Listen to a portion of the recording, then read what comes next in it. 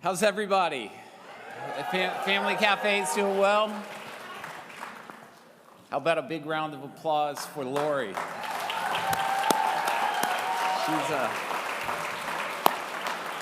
And the Family Cafe team. Y'all stand up.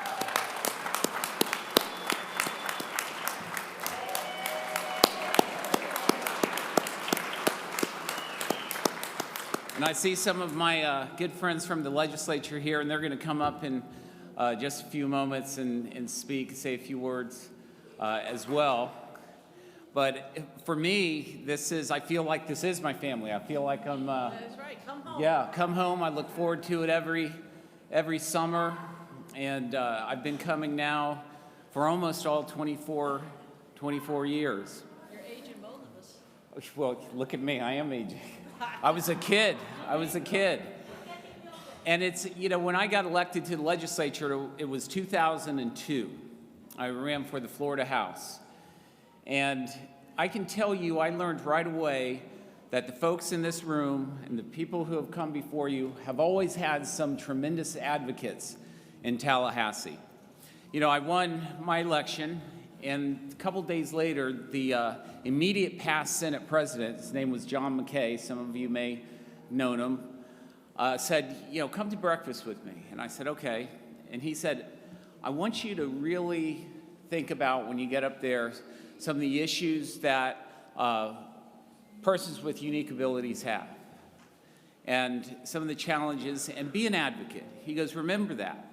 And I said, well, John, that fits into my political view of what the role of government is, which has always, for me, been spelled out by what I call the Lincoln Rule, where he said the role of government is to do for those who can't do well for themselves or do for themselves. And there's a lot of nonsense that goes on in Tallahassee. There are a lot of things that are important in the building, food fights between industries, people wanting funding for this program or that program. But there always have been those issues that are truly at the heart of what government should do and where we need to be.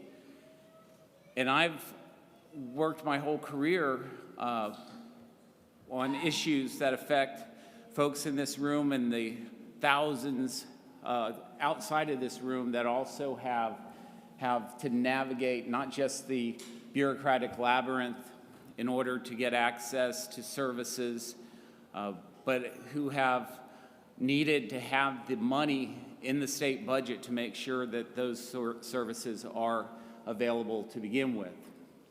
So once I got in, Governor Bush, he was the governor at the time, Jeb Bush, and he said to me, he goes, I think you would really benefit from attending the Family Cafe in Orlando.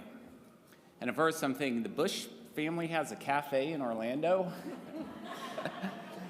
And he quickly explained that this was this summit and it was very important, and the state at that time had just started making significant changes with regard to persons with unique abilities, and the Agency for Persons with Disabilities was really quite new at the time. And so I came and experienced it for the first time, and I realized what a valuable tool this conference is and how important it is. I mean, just the fellowship that takes place here, the sharing of ideas, the coming together, having elected officials who will interact, agency personnel that can answer questions, because I served, 20 years in government, and I still don't understand everything they do up there. It's difficult, it's complex, and to be able to know that we're not alone, that we're all together in what we're doing and seeking in this world and in this state, it makes a big difference. And I was convinced then, and I said, whatever it takes, like now my successors, we're going to fund this program. We're going to make sure it's available. We're going to make sure that people can come together and share their thoughts and their love for one another, their ideas, and to learn. And so here we are, with 24.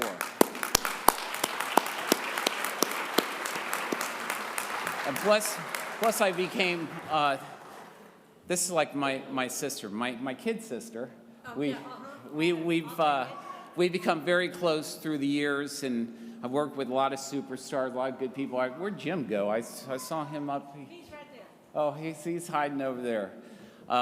And many of you in this room, and it's just a good feeling to know that we can work together and advocate together.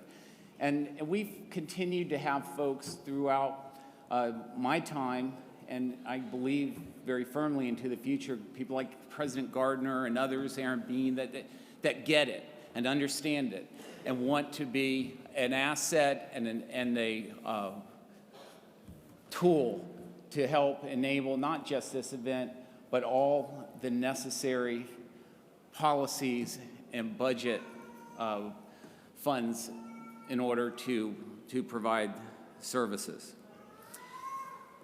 Advocacy works, folks. I'm telling you that. It really does.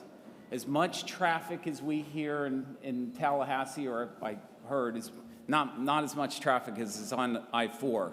I can tell you that right now. But all the messaging that goes back and forth, believe it or not, your voices get heard. And the people that you have working and advocating for you are doing a good job. But you yourselves, each and every one of you, is your own advocate as well. You're part of an overall team, but you can also advocate and, yes, and learn to reach out. Don't be afraid to reach out. You know, one of the sad things that I learned as an elected official is a lot of times people were afraid to reach out. They didn't realize, hey, we're just people. We're people. And if you reach out and you say, hey, this is what's going on, this is what I don't understand or what I want you to understand, 9 times out of 10, you'll find someone who's ready to listen and to help your voice be heard. So I encourage that. I encourage it. And be part of that collective voice that will change lives, not just your own, but others. This event has so many great aspects to it, but I think one of the most important things is the information that you get. And that's valuable, so take advantage of it, because information is power. That's cliche to say, but it truly is. These folks who are here tonight that are going to talk to you from government, not just the elected folks, but the agency personnel, and answer your questions, that's going to help empower you to navigate. And give the feedback, too. You know, don't be afraid, and I know this room, nobody really is afraid to do this, but tell us when we're getting it wrong. Tell us when we need to do something different or that it's not working. Yes, absolutely. But do that in private. If we're doing it right, tweet it. No, I'm kidding. But seriously, that's how people succeed. And I can tell you the issues around persons with unique abilities in government are very complex. How many times have we restructured or created new programs or done things differently in education? And everybody has a collective shared goal of doing what's best and most efficient and most effective, but oftentimes you have to switch gears or restructure. And I've seen that personally many times in my career, having to do that. And while it's a journey to optimize the role of government and as to what's best, it can also be very confusing. You know, a program that you just get used to this year, maybe by the end of next session, has been modified that if you're going back to the drawing board. And so I could understand where it could get confusing, and that's, again, why something like this, where we can all come together and share ideas and share information, is very important. You know, this is, I started by saying this is like a family. It truly is. It is. It's a family. There are a lot of new faces I saw when you did the 1 year, first year. That's great. That's great. You know why? Because it's showing that it will go on and that families grow. Historically, that's what they do. And I could see that this is a very healthy family and will continue to grow and get stronger and be even more effective here in the state of Florida. And it's good to see everybody back post-COVID. I know we got together last year, but that was a tough year, and I can imagine that the pandemic created extraordinary issues for many of you and your families here that made it difficult to navigate. And so hopefully we are on the right side of that. I understand you saw the governor earlier today. Is that correct? He's right. The guy's a superstar. He truly is. He has really, when I introduced him, I guess it was last year, I said if you had to use one word to introduce Governor Ron DeSantis, it's freedom. He understands that what makes a society good and great and work is the ability of the people to be free in what they do and how they act, and to be able to, seek their own goals, dreams, and desires. And the way he has navigated us through the pandemic with some superstar help, and the way he approaches his role is really tremendous. And so I had mentioned that you have advocates throughout that I've seen throughout the years and will continue to. But isn't it great to have the governor of the state of Florida really a true advocate for you? You know how busy he gets to come and to be here, and just imagine what a great advocate he's going to be as president of the United States. Since this is being streamed, I have to do a disclaimer. That came from me. That was a Bill Galvano statement, but so also... So it's all open now? We can talk about your next steps, too? It's all out there. But anyway, I'm so pleased that he was able to come, but I'm certainly not surprised, and I think it means a lot to him, and that's great. So at this time, I'm going to call up our elected officials here. Are we ready for that yet? Yep, do you know? I know my good friend Randy Fine there. Okay, and Michelle Saltzman. Michelle Saltzman. Daisy Morales. And Daisy Morales. Here, y'all come up to the stage. The ones who aren't speaking, we've got nice chairs. Yes. Oh, yeah. I don't know if there's anybody else. So that's it for our electeds. How are you? Super fantastic. Thanks for you. How are you? Good to see you. How are you?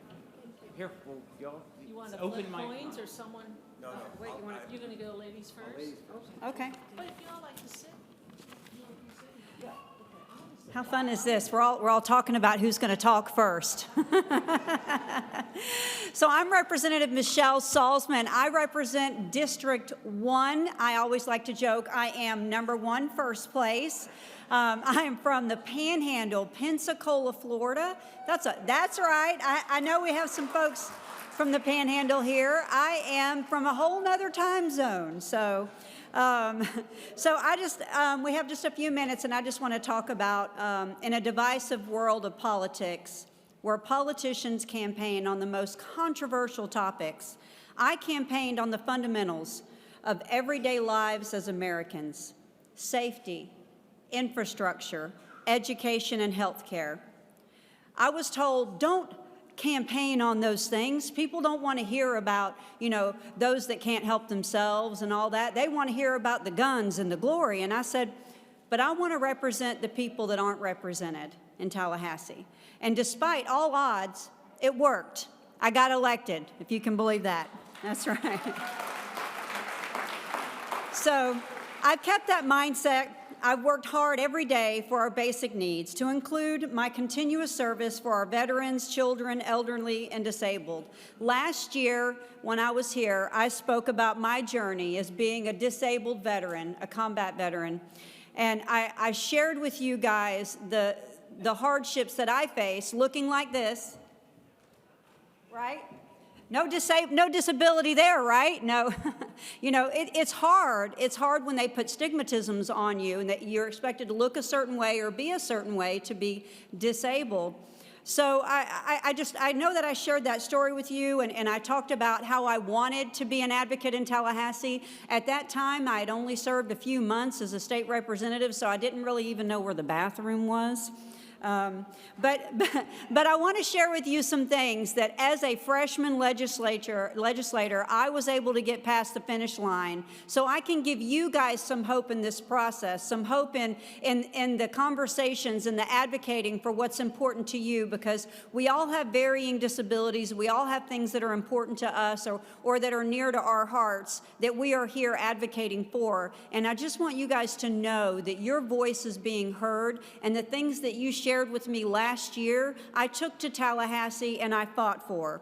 So I'm going to share some of those things that I was able to do, just little old me in a room full of a bunch of sharks, some things we were able to do. We got the most money, a record amount of money funding for Florida Epilepsy Services Program, record in the state of history. That was a huge thing.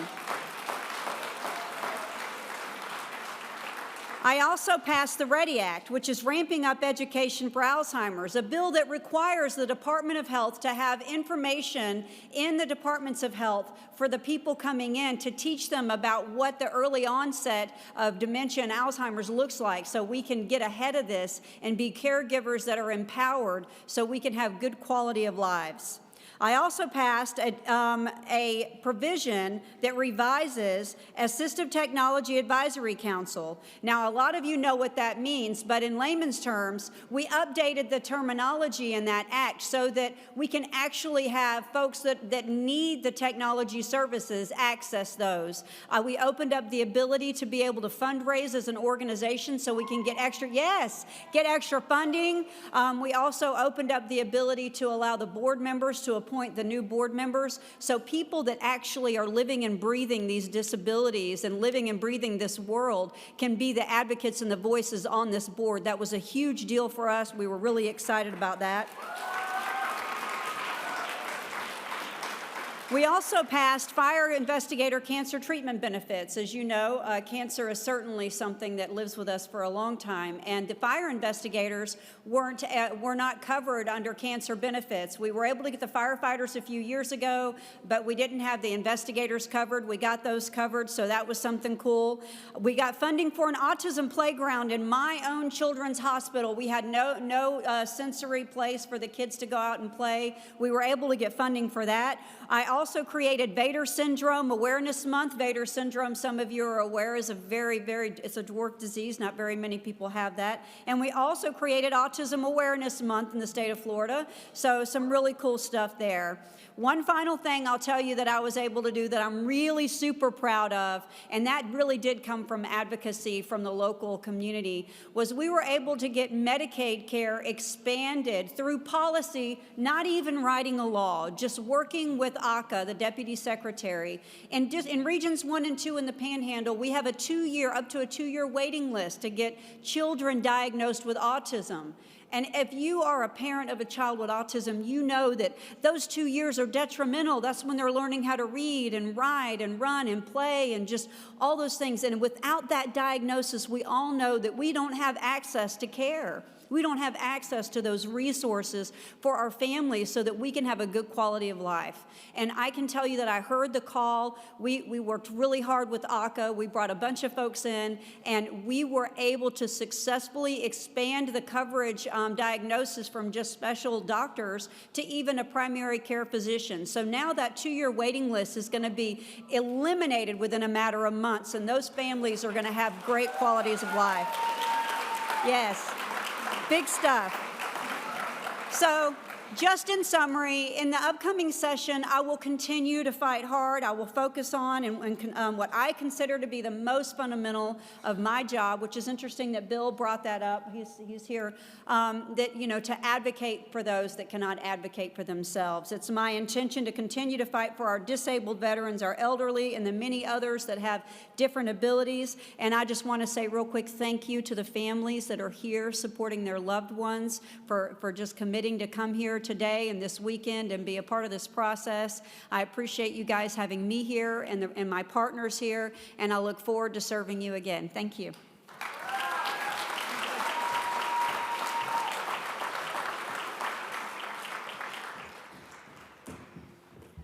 Well, thank you, Representative, for the details. Thank you so much, because I also helped co-sponsor those bills, too. So we were working together, right? Well, hello, everyone. Thank you. It's a blessed day. I'm State Representative Daisy Morales, House District 44, now running for House District 44. So I'm here to serve the people. Let me tell you a little bit about myself. I live here in Orlando, Florida, towards the airport. That's my district. The airport, all the way down.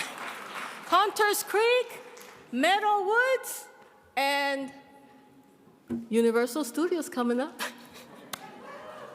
So I'm here. So let me tell you a little bit about myself now. I've been coming to visit Family Cafe way back. Back then, I had my sister. I had a sister that was special needs. She was Down syndrome and autistic, so special. She made me realize so many things. I lost her 4 years ago, but that doesn't stop there, because I am here. I'm always coming to this because I support all you people, because you are my family now. You are my family.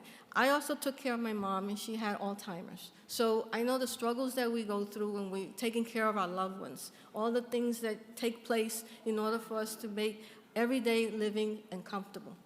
So I just want to share with you that in my first term as a legislator, I also helped pass a very important bill serving our military people, which is an education opportunity for disabled veterans. That was one of my bills that I focused on.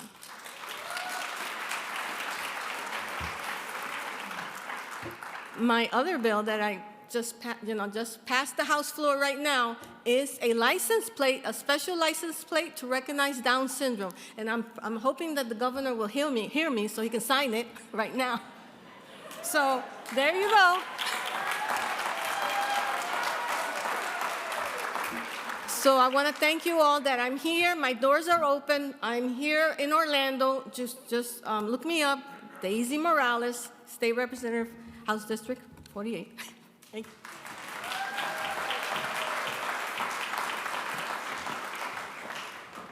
Well, good evening, everybody. My name's State Representative Randy Fine. I represent Brevard County. Anybody here from Brevard County? All right, well, I see some folks. We're over where the Kennedy Space Center is, so if you get on the Beeline and you head over, you'll end up where we're from. So I have the privilege of having helped fund this event. I'm the chairman of the K-12 Appropriations Subcommittee in the Florida House, and I was very proud, and the reason I got invited to be here today is we funded this program to the tune of $600,000 in next year's budget.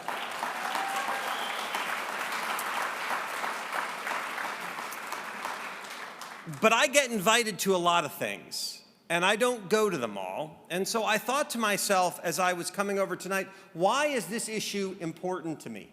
Why did I want to be here to talk to you? And I realize it's because of a story. I want to tell you the story of an 11-year-old Florida boy. This boy was 11 years old, and one day he came home from school, and all of a sudden he thought he couldn't see right. He'd been able to see his whole life, very smart boy, very good at math, very good at reading, but right in the middle of his eye, he couldn't really see what was going on. It was all fuzzy. Couldn't figure out what was going on. His parents took him to the doctor. They couldn't figure out what was going on. And it got worse and worse over months and months and months. The center of his eye, both of his eyes, he couldn't see. Well, the doctor said, look, you may have a disease, but it really only affects older people, something called macular degeneration. Some of you who know senior citizens may know someone who has it, but it happened to this 11-year-old boy. He couldn't see. And his vision got worse and worse, but there weren't programs to help him.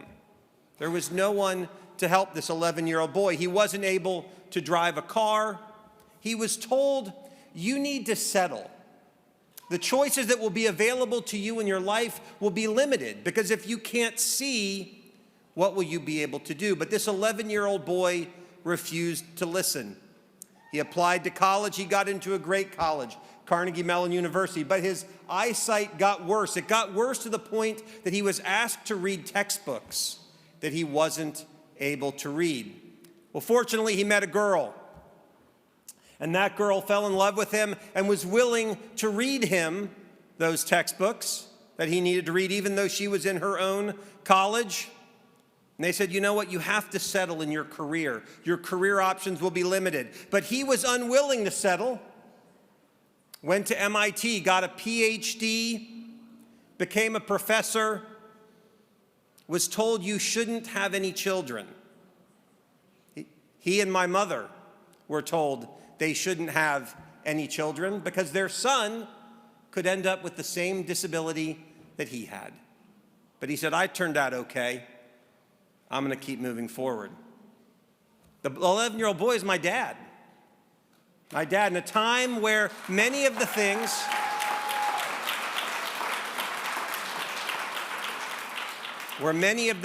there was no Americans with Disability Act, there was no Family Cafe, there were none of the programs where in those times your life was determined. But my father said, and he said it to me and he says it to me every day, that in America, your future is not defined by where you start.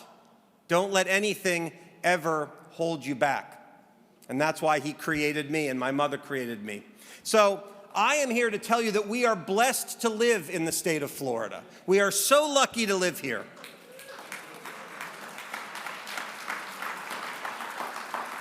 Because not only do we fund programs like this, but in Florida, we do more to provide educational opportunities for students of all types, those with unique abilities, than any other state in the United States. Many of you probably participate in one of those programs which I had the honor last year to create the largest expansion of school choice in the history of Florida.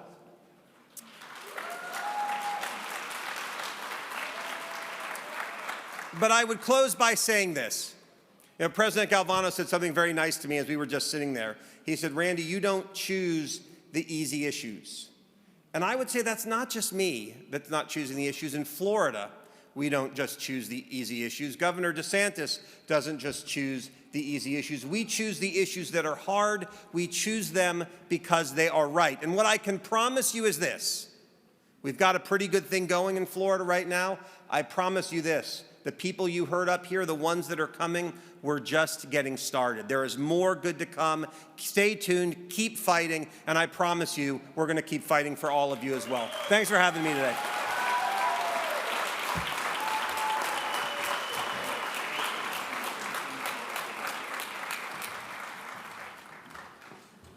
I see my friend, Rep. Anna Maria Rodriguez is here. Here, come on up. How you doing?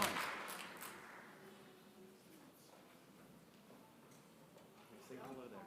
Good to see you. Good to see you. Thank you. Good evening, everyone.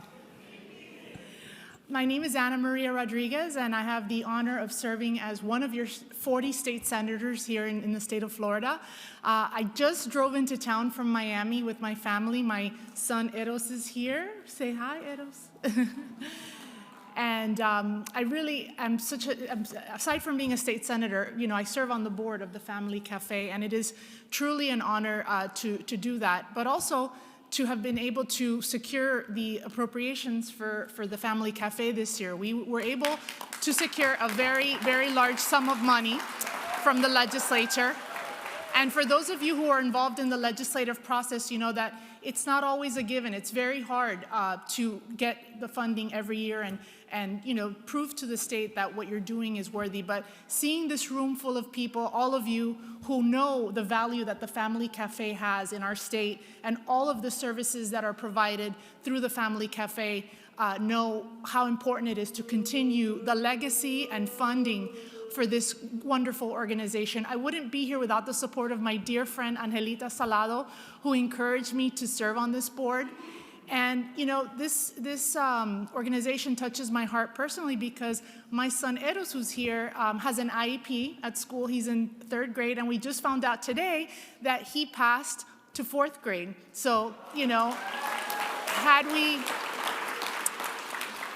had I not been encouraged by my friends and family to, get him checked and make sure that he was, getting the services that he needed at an early age to help him get on the path of academic success, we may not be here today. So I'm excited to see that he's flourishing, he's doing great, and we're just very grateful, very grateful. And I have to agree with my friend Randy Fine, who just spoke, and my friend Daisy here, who also spoke, and Michelle Salzman.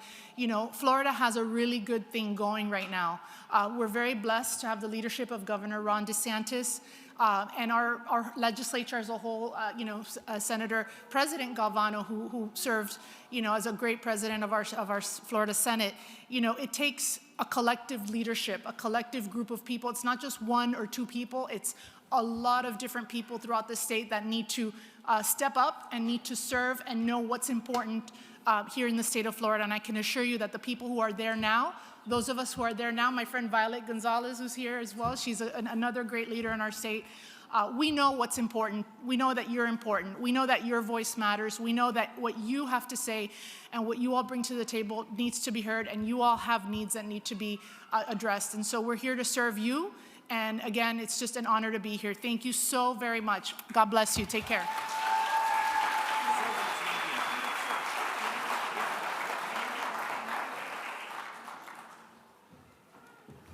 Okay, what we're going to do is a door prize before we have the Q&A session. How are you doing this? Well, I need the bucket. Where's the bucket? Did everyone put their ticket into a bucket? Does everyone have a ticket? We may not be ready. All right, so it looks like here comes the bucket, but look if you haven't, okay. Does anyone who does not have a ticket need a ticket? Okay, we're going to wait a minute. Leave your hands up. Let's get them tickets, guys. Okay, let me see what we have on. Who's coming up next? You're going to invite the folks up Yeah, from the different that's departments? Or do you want me to invite them? Here's your folks. Nobody's here from ACA, so you can say General Hartzell. Say who? Shoot, what's that? The military guy, General Hartzell. Veterans Affairs, Division of Veterans Affairs, General Hartzell. You want me to do this, or you? Yeah, you Okay. do. But Hey, at this time, here, we'll put this. Yeah. If you get a ticket, here, this has to go around. no, the youth council's going to bring it up to us. We got workers, President. Okay. We have workers. They're giving them a ticket, and they're bringing me the other half the ticket. If you do not have a raffle ticket, keep your hands up. And while you're doing that, we're going to keep the show going because we have 3 raffle tickets to give away tonight. So we're only going to give one away now, and we'll surprise you when the other 2 are. And they're good prizes, guys. So at this point, President Galvano and I are going to invite the folks to come up and sit on the stage. So Commissioner Jacob Oliva from the Department of Education. Director Brent Mcneil from Vocational Rehabilitation. Don Murray from the Department of Children and Families. Dr. Robert Karch, Deputy Secretary for Children's Medical Services under the Department of Health. You already heard from this guy this morning, but you get to hear from him again. From the Division of Veterans Affairs, General James Hartzell, the Hammer. Agency for Persons with Disabilities, Director Bomber Palmer.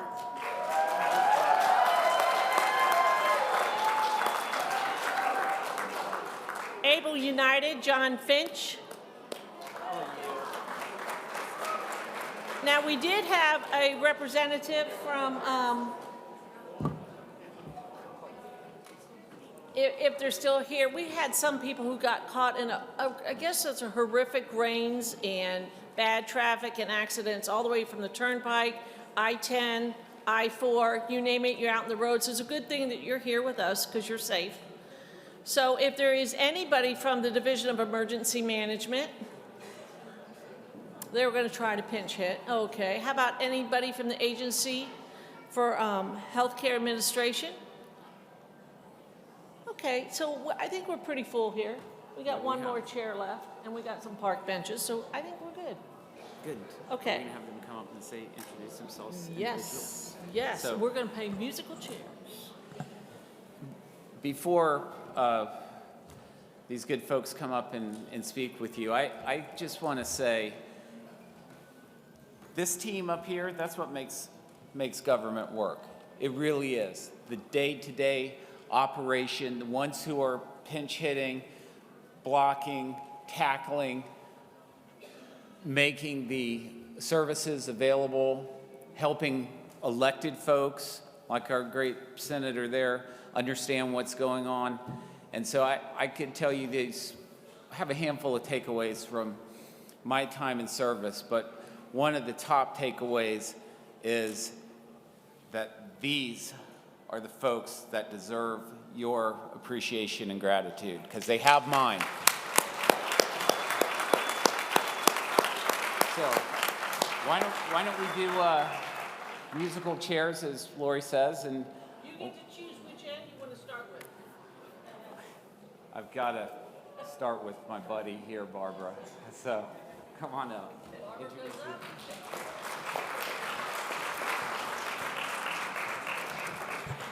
Well, hello, everyone. I'm Barbara Palmer. I'm the director of the Agency for Persons with Disabilities.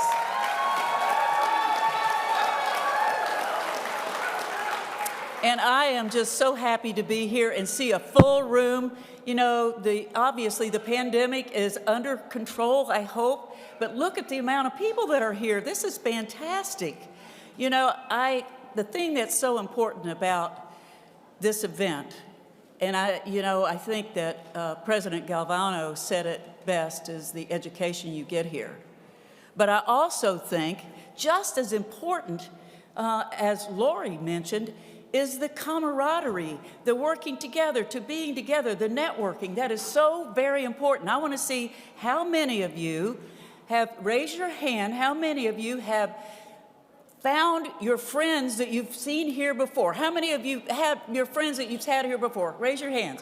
Everybody, not just parents, everybody, okay? All right, how many of you have met one new friend? That's very good. How many of you met 2 new friends? How many of you before the end of the time are going to meet 10 new friends?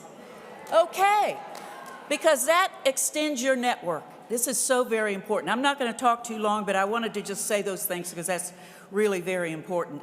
President Galvano, Representative Morales, Representative Salzman, Representative Fine, Senator Rodriguez, let me tell you something about them.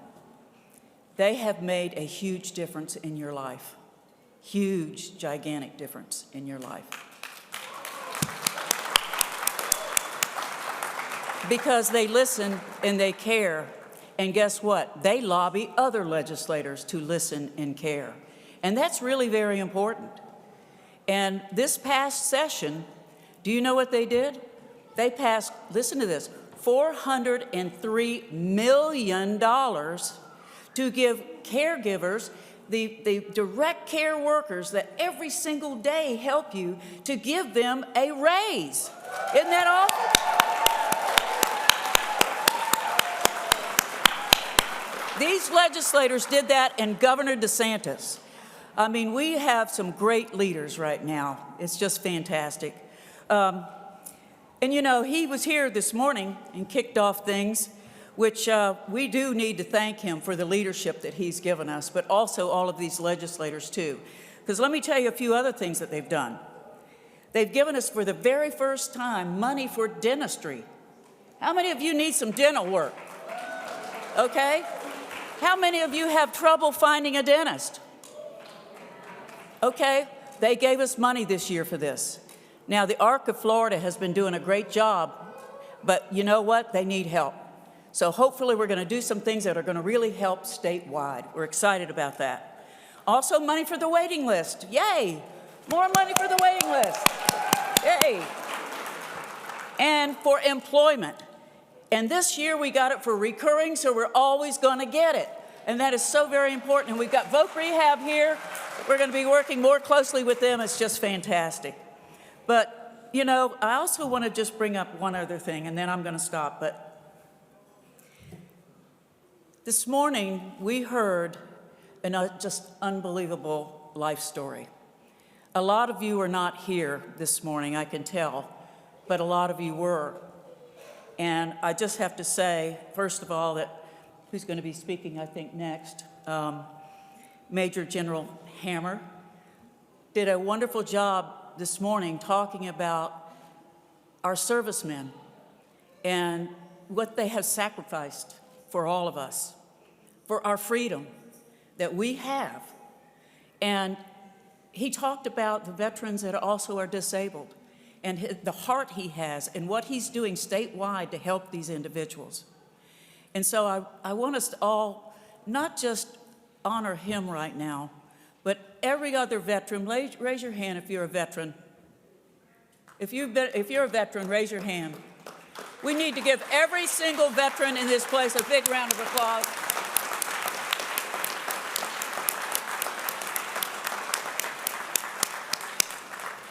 But let me just say also about his wife, for those of you that didn't see it. Now, she, to me, she's the general on the front line, you know?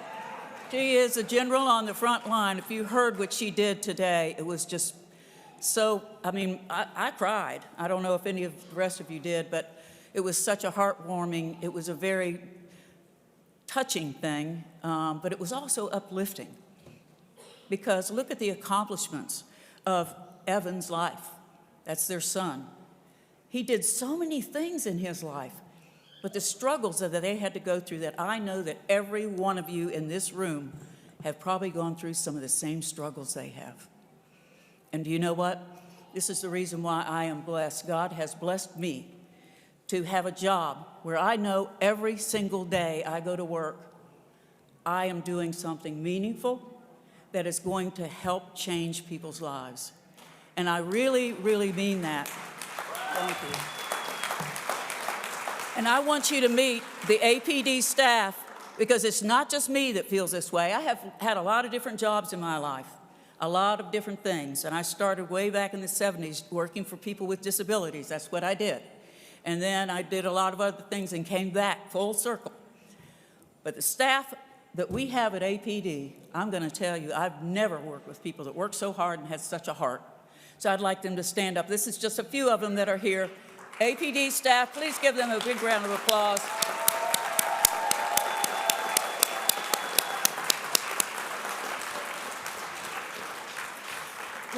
Just a little commercial.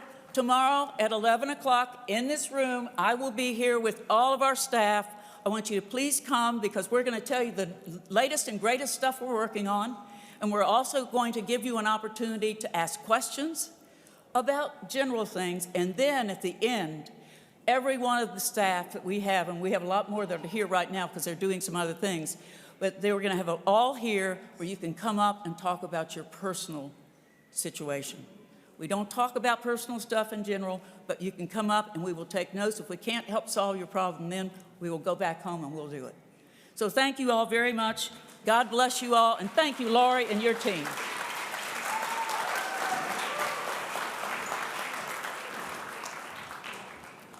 All right, so there's, we're going to give it a shot again to do one more door prize thing. So mix them up and pull out a winner.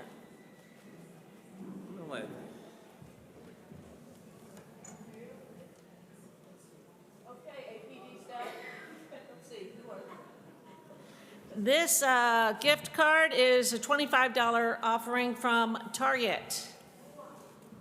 You want to read it out? Sure.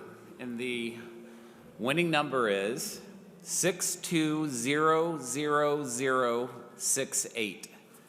And you got a hoot, you got a holler. 620068. Come on up. Or we could send it out that way, or, oh, here we go.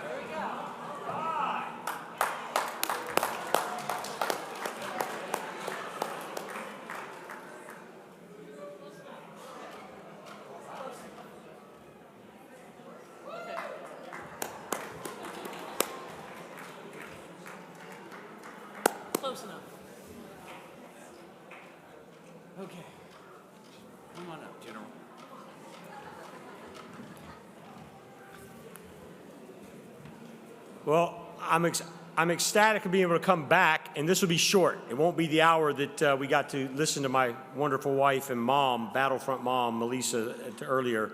I just want to say first, thank you for those who came by our little booth for our foundation, Apd Hartzell Foundation, booth number 20. You come in, we're on the far left over there. Those who talked to us, I gave out over 50 of my Veterans Affairs cards. So you responded to my request. I said, if you know a veteran, if you know someone needs help connecting to benefits, let me know about it. I have a great staff all across the state, Key West to Pensacola, that works hard for free to take care of our veterans and their families to connect with benefits. So thank you for coming by. I will be here tomorrow, so come back by if you didn't get by earlier. And if you we still got copies of the book if you want it. It's an inspiring story of our son who inspired us to inspire others. I just want to also reiterate that she asked, Barbara, who's phenomenal, asked, so who met someone for the first time here today and all that? You made a friend? Driving over this morning from Tampa, I get a text on my phone. I didn't read it while I was driving, okay? Looking at it, and it says, hey, I see that you're at the Family Cafe and you're the keynote speaker. This is your cousin, Stephen. I'm thinking, my cousin, Stephen. My cousin, Stephen, that I haven't seen in 30 years, who works for vocational rehab in the state of Florida, who lives in Florida, who's a veteran, and I didn't know. I have connected with one of my first cousins who's a veteran in the state of Florida that helps us and our families because of Family Cafe. Thank you. Thank you. Thank you. Stephen, are you here? Is Stephen here? He wears a nice looking hat. Don't think he's here. He's going to be here tomorrow, though. But that's what we do. It's about networking. And that's what our Florida Department of Veterans Affairs, I talked about it earlier. We have about 350,000 disabled veterans, veterans with disabilities. My great Florida veteran Representative Michelle Saltzman is one of my 350,000 with a disability. I'm a disabled veteran. Like she said, look at me. It's not the gray hair. That's not the disability. But it's the things that we dealt with overseas, the things that we had to struggle through, loss of our battle brothers and sisters, other things, the things we witnessed, sometimes get into here, and it hurts here, right? And we deal with that. So y'all know what I was dealing with back home. So I would go out on a patrol in Fallujah. I don't know if you ever heard of that place, but I'd be out getting shot at all day, making sure my Marines came back safely. I spent more time telling my Marines to cease fire than I did tell them to start firing. That's leadership. But I would get back home after a long day in battle, get back and check my email. And I'd have an email from Melissa. Evan had a problem with his doctors today. Evan had a problem with his IEP today. And here I am coming off the war front, back into that war front, and I waded right in. You go to that principal and you tell him your husband's in war. Right now he's a colonel, and he might be a general one day, and I'm coming home. And I did, and it worked, all right? All right, it worked. You use all the tools you have, family members, to take care of the ones that you're taking care of. That's what we do. I really appreciate it. And that's why I'm so proud to be part of Family Cafe. This organization takes care of the people that take care of us and our loved ones. 55,000 100% disabled veterans in Florida, 10,000 amputees because of combat limb loss in the state of Florida. Those are my family veterans who are disabled that I take care of. What do we do in the state of Florida's Veteran Department? We do the same thing Family Cafe does, and I said this morning. We advocate, we provide inclusion, we provide assistive technology, we confront adversity in veterans' lives, we help them with travel issues, home issues, family issues, mental, emotional, spiritual health issues even. It's what we do for those who served us, and that's why I have a passion doing it. This is a special weekend. It's Memorial Day weekend. On Monday, our nation will recognize and will take a day to take a knee, as we call it in the military, and pause and think about those who gave the ultimate sacrifice, protecting us so that we can sit here right now tonight and not worry about an extremist coming through the door to try to hurt us. That's why we're free in this great state of Florida. So remember those. Find a veteran this weekend. Publix, Winn-Dixie, church, school, neighborhood. You'll see them. You know who they are. Find those veterans of all ages. Tell them thank you for their time. They didn't have to go to war. Tell them thank you for serving. It's a special weekend. Last thing I want to share is our son, Evan Hartzell, who passed away 4 years ago, had a wonderful full life, 28 and a half years old. As I said, in the book, page 47 of the book is the poem he wrote me when I was in Iraq, in Fallujah. He wrote that as a 14-and-a-half-year-old. I had no idea. I got a letter. I'm in combat. I open it up, and it's this typed-out poem that he wrote. Look it up. Look at it. I posted that poem in my battle center, and I would come back after hours, different shifts, and I would find sailors and Marines sitting there reading his poem, crying, because it connected them back home to you, the families. Family Cafe. Thank you so much for what you're doing. Thank you for being here, and thank you for letting me talk to y'all.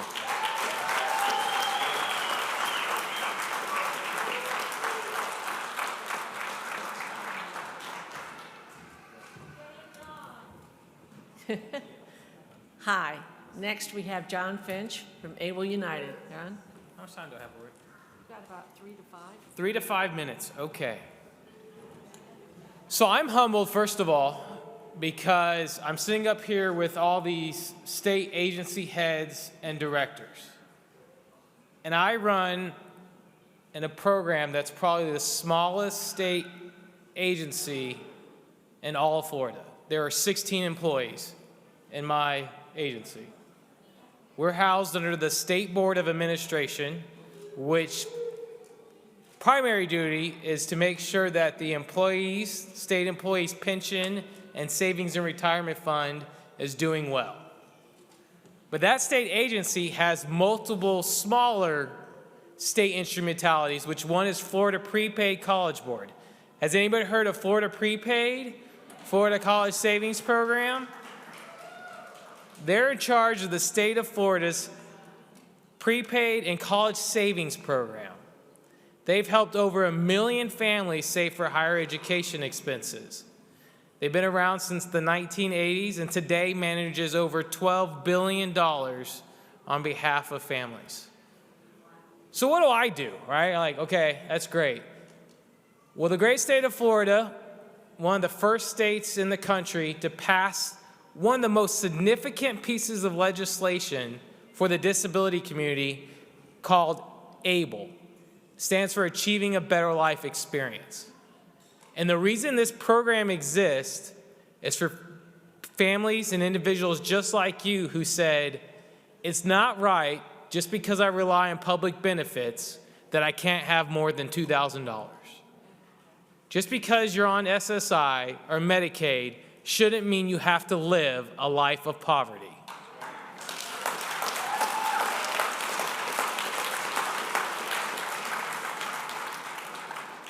So because of your advocacy, on a federal level, they passed the Achieving a Better Life Experience Act and allowed states to create tax advantage savings and investment accounts that, first of all, don't count as a resource, so you can save more than $2,000 in an ABLE account. So I run the state of Florida's ABLE program. I'm in charge of making sure to educate and provide all the information you need to know to enroll in one of these accounts so you can have more than $2,000. So when a rainy day comes, like I haven't been outside, but I keep getting text message that it's not looking so clear outside, a lot of rain, that when that emergency comes, when a pandemic that we weren't expecting comes, that you have some money saved. More than $2,000 can help you get through those needs. Since this program, yeah, good job. Since this program launched in 2016, July 1, 2016, we were here. Lori, you remember we had banners with Able United. We got up and spoke for an hour as a keynote speaker. So we just launched. We're coming up on our 6-year birthday. But since we've launched, Floridians, families with disabilities and their loved ones have contributed more than $70 million into their ABLE accounts. Families just like you are saving for a better life experience, whatever that may be, whether it's going to be for tomorrow's groceries, for education down the road, for putting a down payment on a home, you can use an ABLE account for that. And so I'm humbled, just like we heard from our lovely APD director, Barbara Palmer, I'm a servant, and I love what I do, to be able to go to work every day and to serve you, the great Floridians here today. So, love to see you. We have a breakout session tomorrow if you want to learn more. We have booths, but thank you all, and have a great rest of your family cafe.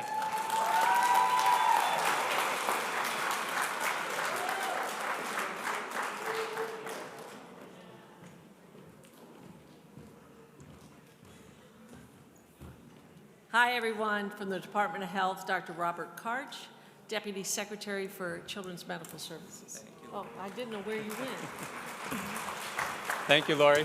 President Galvano, members of the Florida Legislature, fellow state agency representatives, Florida Cafe volunteers, and all participants in the Florida Cafe and the Family Cafe, thanks for inviting me here tonight. This is really an honor for me to be here. I'm Dr. Robert Karch. I'm a pediatrician. I'm the Deputy Secretary for Children's Medical Services, and I'm here tonight representing the Florida Department of Health. I want to thank Lori Fahey for inviting me here again this year. The mission of the Florida Department of Health is to protect, promote, and improve the health of all Floridians through integrated efforts at the state, county, and community level. Our vision for the disability community is to achieve meaningful participation in all aspects of life for all Floridians with disabilities. Can we help to create an environment where people with disabilities can contribute in a meaningful way, seek gainful employment, and the highest level of autonomy possible?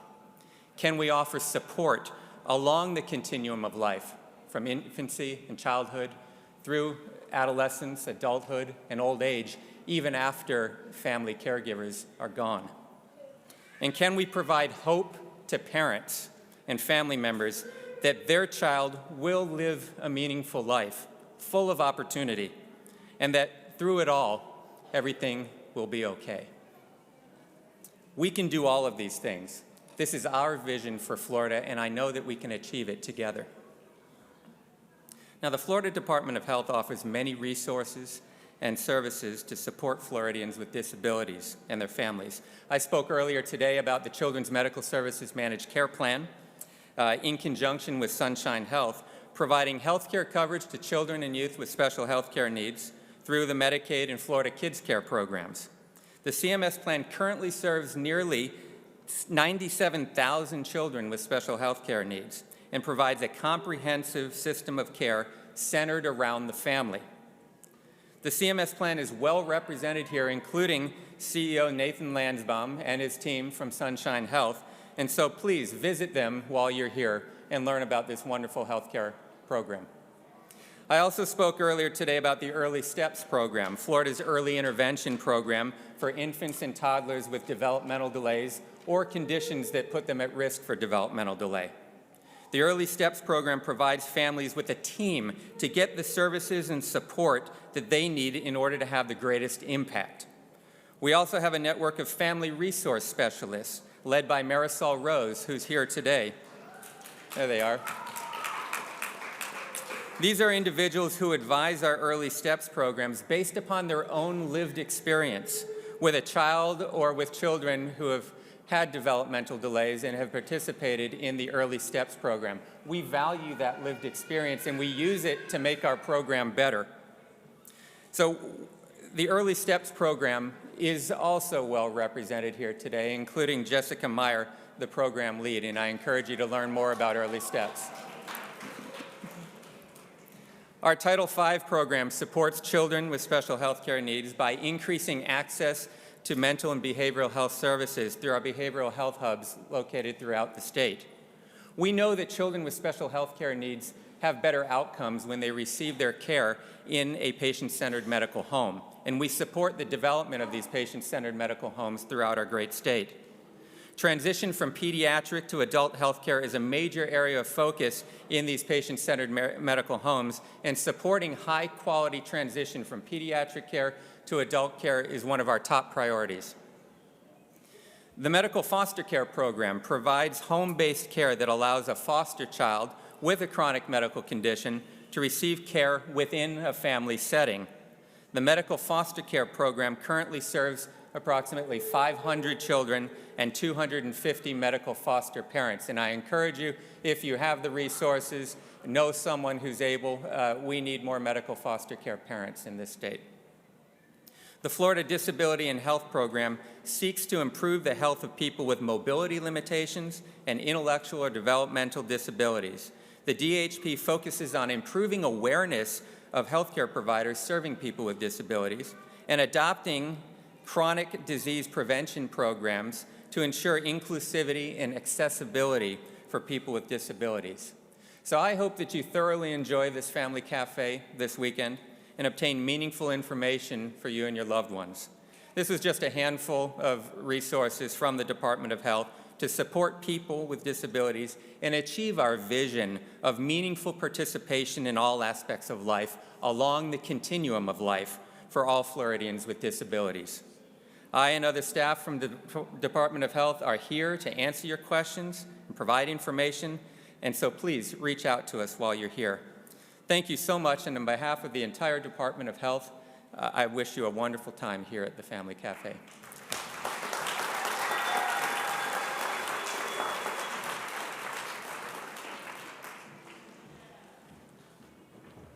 Okay, seems like I'm the only one moving around. I'm playing musical chairs up here, so I'm going to ask you all to look at your tickets. I'm going to ask, go ahead, pull out a winning ticket. Just one, right? Just one. Shout it out. Okay, the winning number is 620-0130. 620-0130.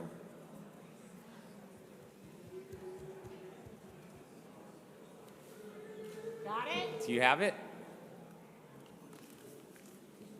Okay, gotta be Okay. present. Yeah, you have to be present. Let's see what we have here. This is why you don't leave.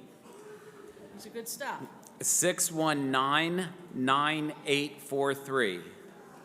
And we get to Six- watch him squint as he reads the little small Yeah, numbers. we're on about there. to- you got it? Where? Come on down. If Yeah, that's, come if on you up. got it, you got to claim it. It's like the Price is Right. Come on down.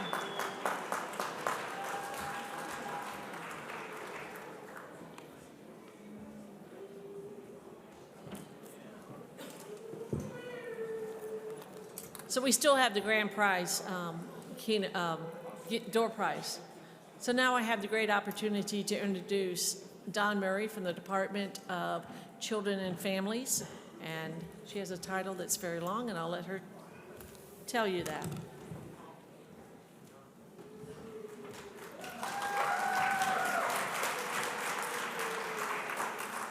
Thank you.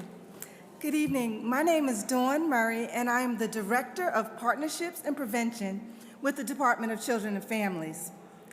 And it's my pleasure to be here with you this evening to share the department's vision to assist families in need. Annually, the department's abuse hotline receives almost 3,000 calls from parents looking for assistance with various services. These callers are not reporting abuse. However, historically, this has been the only phone number for people to call in need. As an agency, we realized this was an opportunity to assist families and provide services and resources to prevent critical situations from occurring. This contributed to the creation of Hope Florida, a Pathway to Prosperity. With the support of First Lady DeSantis, this program was launched in September of 2021 to assist families in navigating the vast network of nonprofits, family-based partners, and government agencies. Hope Florida is comprised of a team of care navigators across the state that work with each family to create an individualized plan to assist them on their pathway to prosperity. Working with each family individually, acknowledging what you have been through, the obstacles that you may be facing, and the challenges you must overcome. Working with our families to obtain the services and resources that they need. Providing families with the knowledge, skills, and support that is needed. Along with our team of care navigators around the state, We have also created the Hotline, which is staffed with a team of caring individuals that assist our families in locating services in our community. As I'm sure many of you know, trying to figure out where to go when you need can be really a challenge, and that's what we are here for. We want you to know that you and your families are not alone. We understand that you have faced many challenges and have already overcome so much. Please know that we are here to walk alongside you and to support you as those challenges may lie ahead. Thank you, and have a wonderful evening.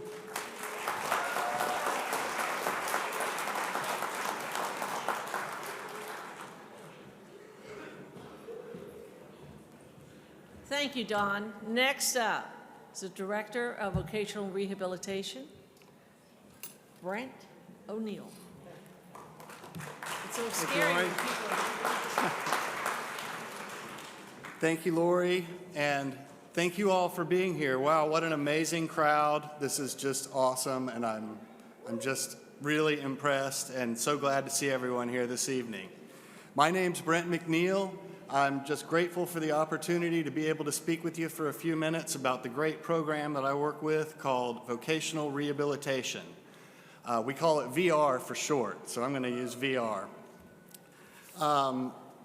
Several of us are here, and you may have met some of the folks today who are presenting, and we'll be around all weekend. We'll be right here tomorrow at 3 o'clock to meet with you, so I wanted to let you know that and ask you to please join us at that time. Tell you a little bit about our mission. We're Florida's agency for employment for people with disabilities. So we help people with disabilities to find, maintain employment, and we strive to be a top resource for Florida's employers to help them fill that talent pipeline with qualified, talented individuals to meet their business needs. Our vision is to continue to work with Floridians with disabilities and become the first place that they look when they're looking for employment services, and the first place that those employers look when they're looking for quality employees. We provide a vast array of employment-related services to folks starting as early as age 14. And really, since the passage of WIOA, a federal law that passed back in 2014, I'm sure many of you are familiar, we've really created an emphasis on serving students with disabilities, ages 14 to 21. In fact, over half the people we serve are now aged 14 to 21. So that's really exciting to me, that emphasis that we have on reaching folks at a younger age and really encouraging them through these services that we call pre-employment transition services. Things like job coaching, career counseling, and even my favorite, on-the-job training, where folks can get actual hands-on experience and learn about the different kinds of jobs and careers that they might pursue. It's really great stuff, and I encourage you all to learn more about it. Join us here tomorrow, and we'll be happy to tell you more about the services we provide in that area. Another one, and we heard some of our wonderful and distinguished speakers here today talk about self-advocacy. And I think that may be the most important of these services that we provide, because without that ability to advocate, we're leaving a lot on the table. And so we all need to be able to advocate for ourselves and obtain those services and navigate these admittedly sometimes complex systems that we're all dealing with. So VR works with school districts and providers in every area of the state. We have offices in every one of our counties, and we have business relations representatives that work with our businesses throughout the state, as well as the folks that we say are in the trenches, our counselors, who really work with the individuals, work with you all to help you with your needs to achieve employment. And again, not just employment, but a career is what we're looking to assist with. This summer, we're holding a number of career camps throughout the state of Florida at which we'll be providing these pre-employment transition services. So those are an exciting opportunity for our students with disabilities to really get some of this great training that I've talked a little bit about. And really become exposed to a wide variety of opportunities. Last year, the division exceeded our goal in achieving measurable skill gains, which is one of our performance measures that we're graded on. And so we're going to keep striving to do even better. And right now, our focus is going to be on credential attainment, which is consistent with a lot of the efforts that we're seeing in our workforce development efforts and in the Department of Education. So that credential attainment is really going to allow folks to get those in-demand jobs that employers are seeking those credentialed individuals to fill. And they'll really have those skills to advance and, again, achieve a career and not just a job. Finally, we're looking to increase the number of employers that we're working with throughout the state. So if any of you all are here and would like to learn more about working with the division, please let me know and talk to myself and our staff. We'll be happy to work with you. We provide free services to businesses to help them, again, tap into that talent pipeline that we all know exists here. So in closing, I'd just like to say again, thank you to Lori Fahey and all of the Family Cafe team, all the wonderful speakers, President Galvano, and our distinguished legislators who are here this evening. Thank you all, and look forward to seeing you tomorrow at 3 o'clock right here. And one final plug from my friend and fellow Rehabilitation Council member, Delana Parrish. She's going to be at booth 503 with her company, Fearless Independence, and I urge you all to stop by and check out the neat stuff that they're doing as well. Thanks, everyone. See you at 3 o'clock tomorrow.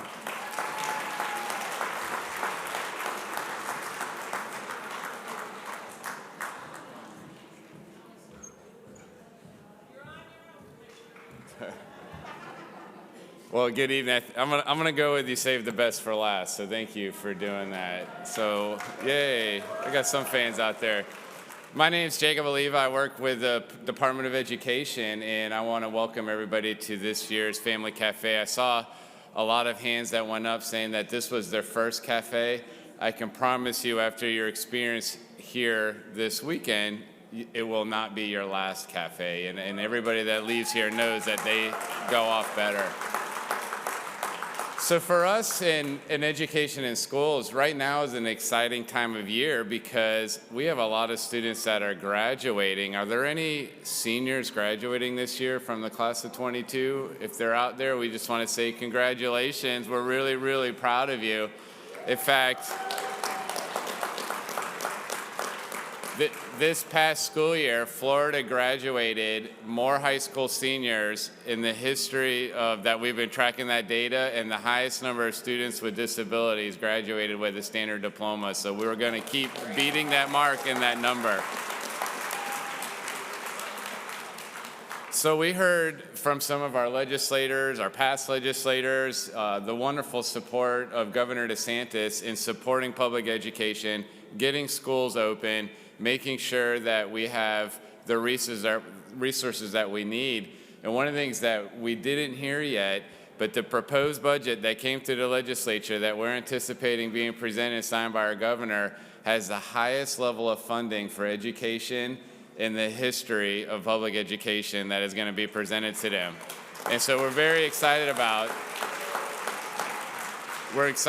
those investments, which included extreme increases in categoricals around mental health, student safety, and raising teacher salaries and school administrators and support staff pay all across the board. Florida continues to lead the path for choice options, whether it's your public school, a private school, charter schools. We serve over 2.9 million students in over 4,000 schools in the state of Florida, and we're going to continue to make sure that we support some great legislature that came out this past session that we were referring to as the Parents' Bill of Rights, and making sure that parents are informed in the decisions that are happening for their children in their schools and classrooms each and every single day. So we're excited to be here. Our agency, we have some teams from the Department of Education. If you all could just stand and just wave, we'll be here all weekend and want to make sure that we're doing our best to support you. And one of the themes that I heard emerge tonight, and President Galvano, I think, said it best around advocacy, is to let many of the folks here know, you may or may not know that when I started working in public education, my first job, in fact, my first year, 5 years teaching, I taught special education students, mostly in kindergarten through 3rd grade. So working with students with special needs is definitely a special place in my heart, and I want to make sure that you know that as long as we're here and our team is here at the agency, you'll always have advocates for you in the Department of Education to work and make sure we have the supports that you need. So with that, thank you. So with that, I think the biggest prize that I've seen, and I was asking Lori over there if I could get some tickets and throw my name in the ring. We're about to go ahead and award that. So thank you all and have a wonderful conference. Okay. You're gonna pull it too. You gotta hype this. So look at this. Look at a this. branded Yeti cooler. Who doesn't want to win this, right? I mean, I think there's beer in there. That's why it's so heavy, yeah. so we're Okay, gonna here. pick a ticket here. Yeah. There you go. Please be mine. OLIVA. Yay. And the number is 620-0235. This one we have to check. 620-0235. Check those tickets. Yeah, take your time, check them. Ooh. Someone's not going to be happy they weren't in here. We're gonna pick another one? Yeah. We're gonna keep doing this till somebody wins. You gotta be present to win. Absolutely. 620-0083. 620-0083.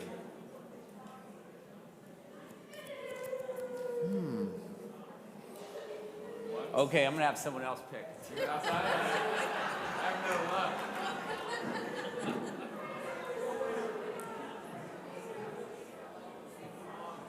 Okay. 619-9815. Is that yours? Do we have a winner back there? You gotta come get it. You got to come on up. Oh, there.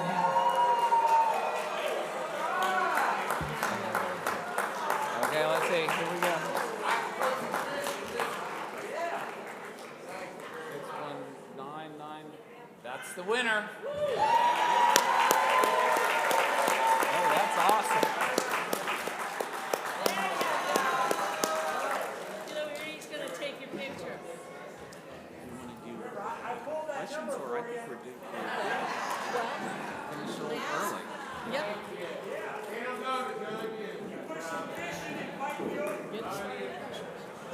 Okay. Congratulations. Okay, we have some time here for questions. If anyone has a question while you've got the entire panel up here. Yes. Hello. Here, let me see one of the mics.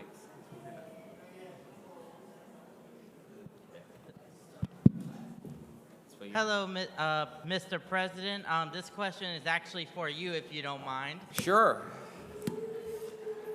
So, my name is Michael. I'm actually the co-chair of I Decide Florida, which is a statewide coalition for people with intellectual disability.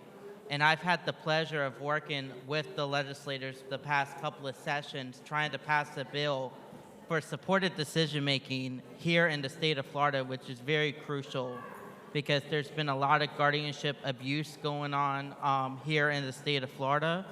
So what are, and I would actually like to make an appointment with you to talk to you about supported decision-making, but what is the legislators going to do to stop guardianship abuse and to change the guardianship statutes here in the state of Florida?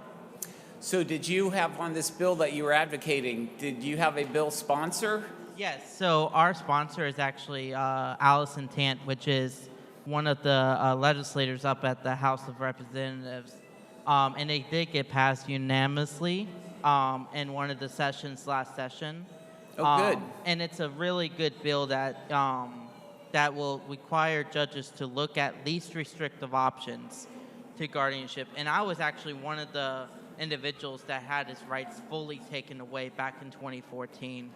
And this is like an issue that not only I've heard, but I served on the guardianship task force, and I've heard so many frightening stories about the guardianship abuse here in the state of Florida, and it does need to be looked into. Well, good. It sounds like because of your advocacy, you were off to a good start with that piece of legislation, and I'm happy to speak with you and give you some direction. You got a lot of superstars up there right now, and unfortunately, even good programs do get abused from time to time. And if we could be aware of it as legislators, if you're aware of it, then you can make changes. So, you know, keep up your advocacy, and maybe what you were able to influence is just a start, and a good start at that.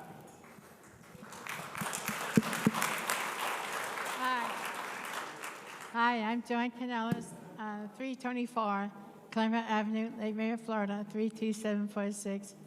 Yes, we need a better transportation than this. We need 24 hours bus and train service, including walking, including weekends and nighttime and holidays, so that no one will be stranded like that, like they're doing now. And make sure that we get the bus over at the Oviedo Boulevard for me to swim to and from it without having to be, you know, stranded. And we need to have the school, we need the bus over at the school over in Lake Mary High, Lake Mary Prep School. And we need to have this bus right here at, you know, at the corner of Country Club Road and Estella Road too, please. And we need it every half an matter of fact, we need it every 15 minutes so that no one would be stranded waiting in the hot heat or the rain. Thank you. No, absolutely. Yeah, it is. It's a big. Does anyone want to comment on that? I always believe that transportation, mass transportation, bus rapid transit, and other investments that we could make to make it more readily available is extremely important. And your perspective, it's even from your perspective, it's even more important. Yes, is it on? Thank you for that, because, you know, transportation, I think, is one of the most difficult things for us to solve. I chaired a statewide task force on this, and and the problem is this: every county is different. And so they have different regulations in every county. So sometimes you might be living in this county, but you're working in this county. And so you're going from here to here, but you have to get off the bus here or wherever to get onto this one, and their regulations are different than these regulations. And that's one of the reasons why we have such a difficult time solving it. And legislators have struggled with this. And honestly, I have, and I mean, I have studied this, and honestly, I can't figure out an answer. I can't. The only thing that I've seen that might work somewhat is for people with disabilities, special abilities, families, to be able to have some type of a ticket or something that they can use, that they can cross lines wherever they're going to go, and they can allow neighbors or somebody else to also be able to transport them. It's got to be something totally different than what we have today. And it needs the leadership of, where are these legislators? We need some leadership on this. But you bringing up something that's a huge issue.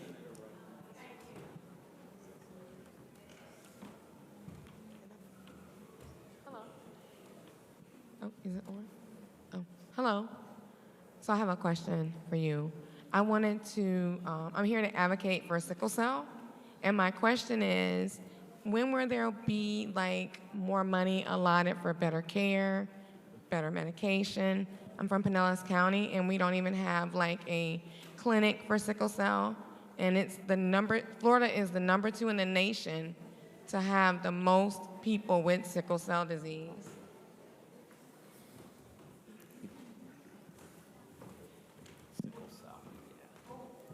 Hi, thanks for that important question. In Children's Medical Services, we do have our specialty contracts. We're working very hard with the major medical centers in the state as hubs with the National Institute for Children's Health Quality to really come up with quality improvement initiatives around sickle cell as well as other disease-specific conditions and diabetes, HIV, chronic kidney disease. Sickle cell is one of those. We're really quite pleased with our work with NICHQ, the National Institute for Children's Health Quality, developing performance improvement, quality initiatives around this, and then once we have ideas, we'd like to spread them out, scale them across the state to underserved areas. So we are working on it.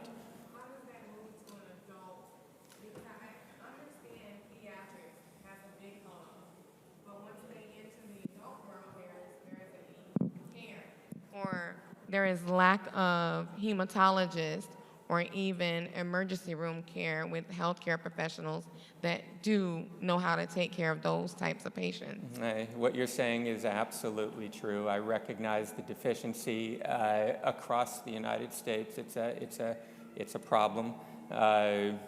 You know, I think that we need to really, this transition care that we talked about, adequate transition, not starting at 18 years of age, but rather at 12 years of age, and really ensuring that that high-quality transition care materializes so that when someone becomes an adult, already there is strong collaboration from both sides, the pediatric side and the adult side. That will help, you know, ease that transition, that needed care for adults.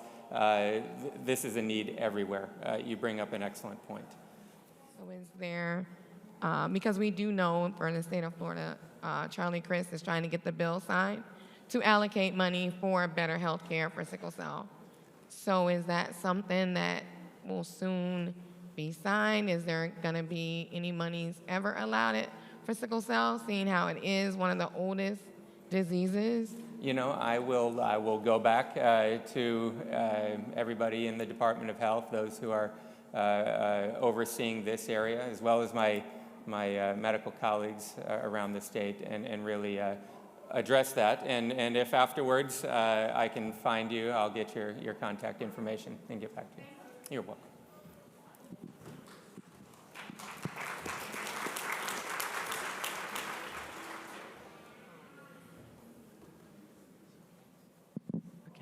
In Florida, opposing counsel, the school attorney, decides who the parent has a right to be their qualified representative.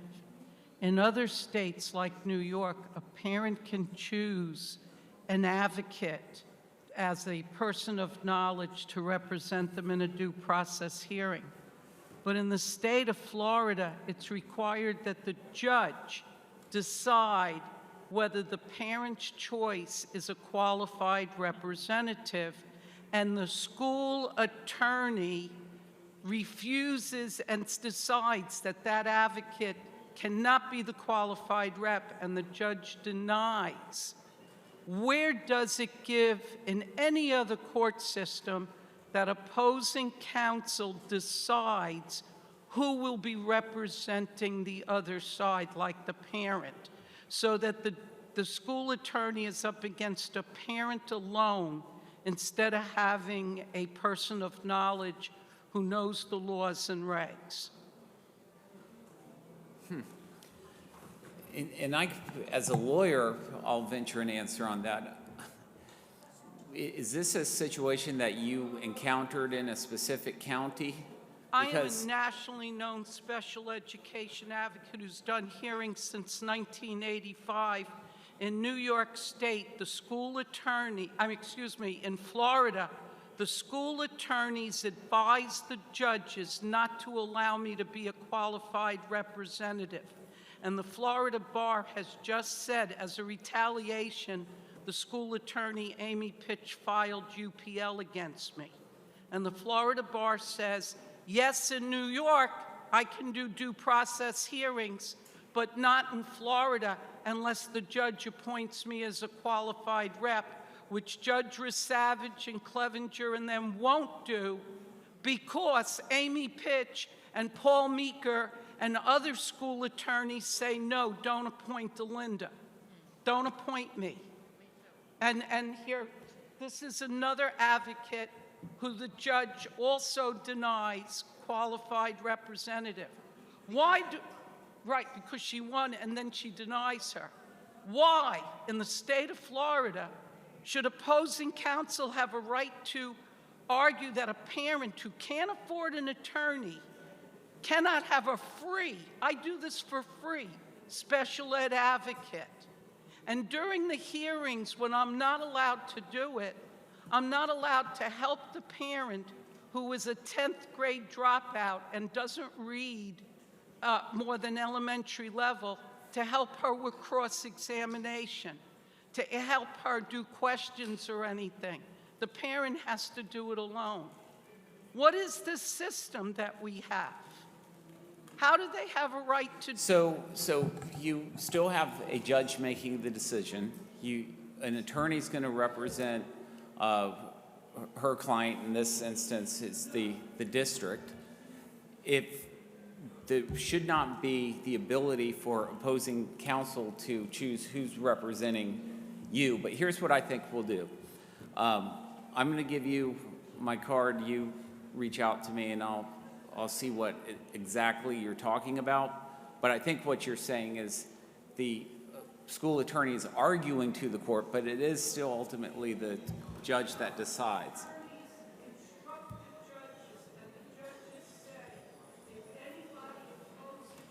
I'll speak with you. We have another question here.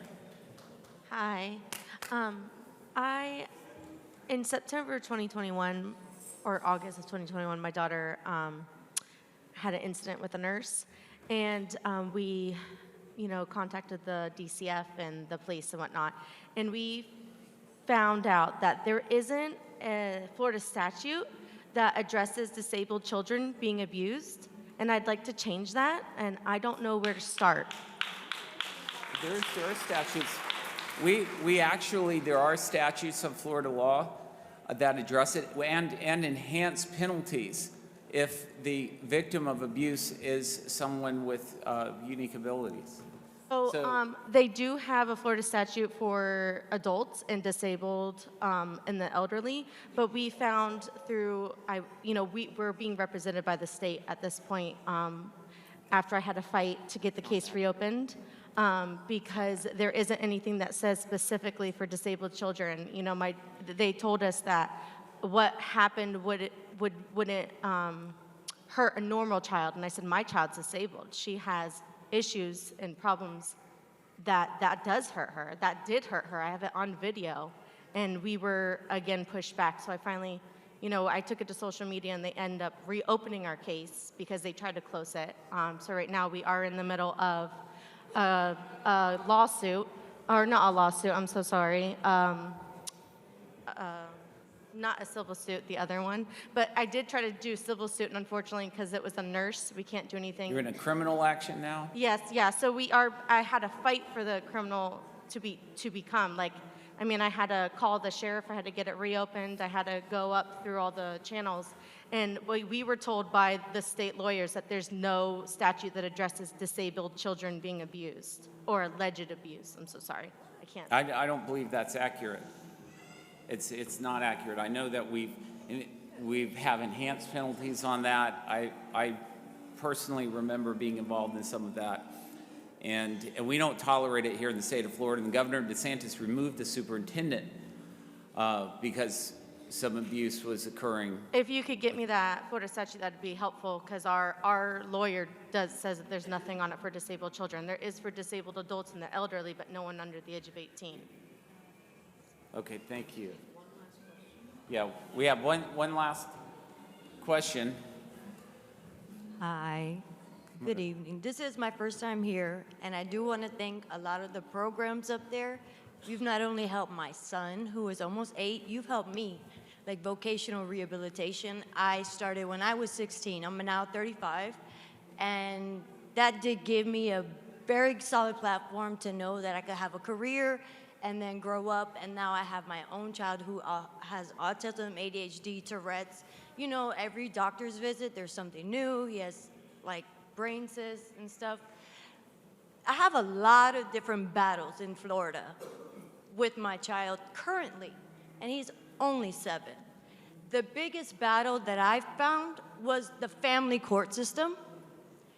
Being a single mother on welfare, with also a disability, which is invisible, can't get, you know, disability to look at me and say, oh yeah, she's disabled, because I have a hidden disability that has affected me and keeps getting worse since I've been 12.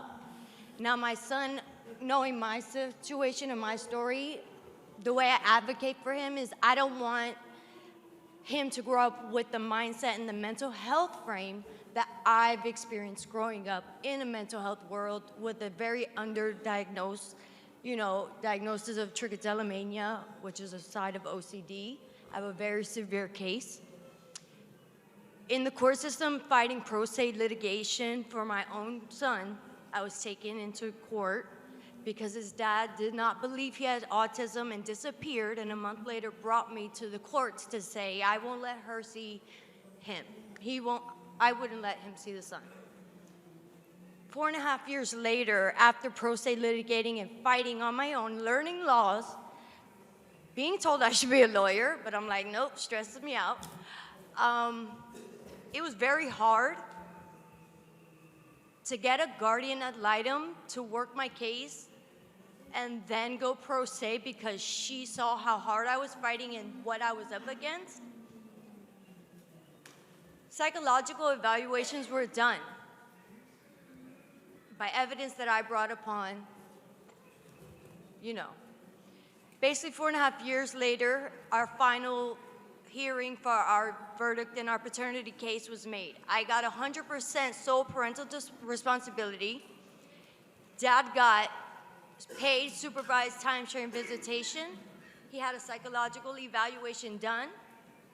So what's I've gotten the restraining question? orders granted to me by the same judge on behalf of myself and my 7-year-old to protect him from his father.